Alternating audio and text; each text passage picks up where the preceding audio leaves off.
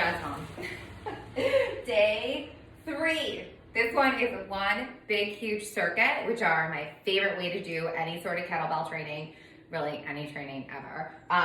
So pay attention to the workout in the comments here, because each round you're gonna do the same exercises, but the way you run through them is going to change. So I'm gonna talk you through it first.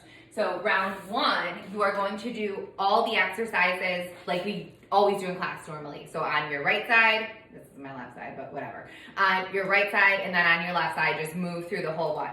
Round 2 is where it's gonna hurt a little bit, because I want you to go all one side. Start with your weaker side. That's why I always start with my left. So start with your weaker side, the whole thing with your left, and then go over to your right, or vice versa. Just start with your weaker side.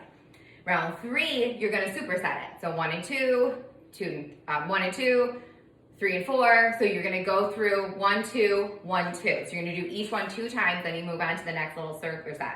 Round 4, this one is gonna get you. This is why it's the last one this week. It's why it's gonna fall on a Friday.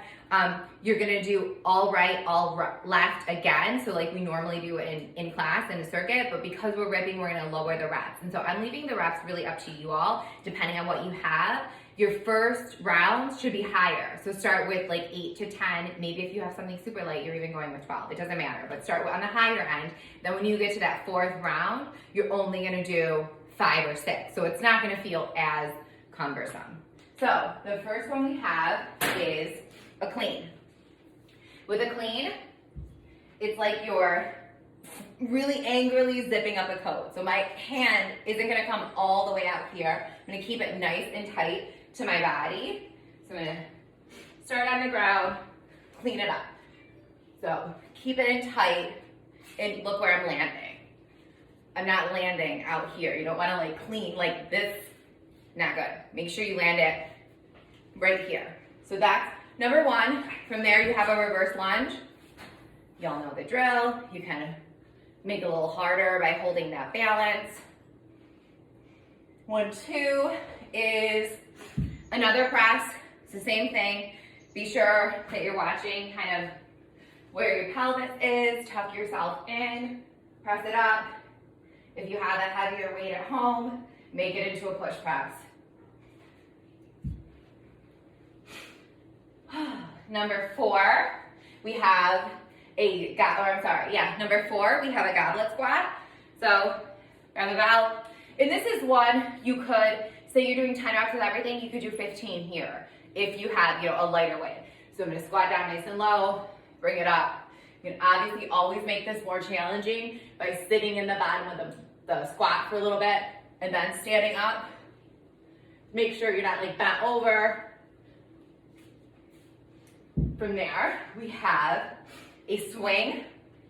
Start with the bell on the ground. You use 2 hands, you can use 1 hand. Just start with the bell in front of you. Hike it into your body, swing it up. Or obviously, do single-handed, alternate, whatever floats your boat. If you have a dumbbell at home, you're just gonna hold the head of the dumbbell there. We have a row again. Make sure you're all the way bent over with that row. Back stays nice and flat. Pull it up. And then the last one there, snatch or high pull again. So get that full body explosive movement. If you don't want to do them again, that's okay. You can do a full body extension. So the same thing, get your whole body moving, or snatch. Whoa, that one got a little ugly. See how that bell like flipped over on my hand? We don't want that. We want to control it more. So it's like I'm trying to punch the ceiling almost. Punch the ceiling. So that one, you're gonna run through, like I said, all right, all left.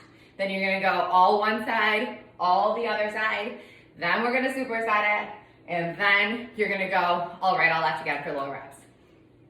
I will see you soon.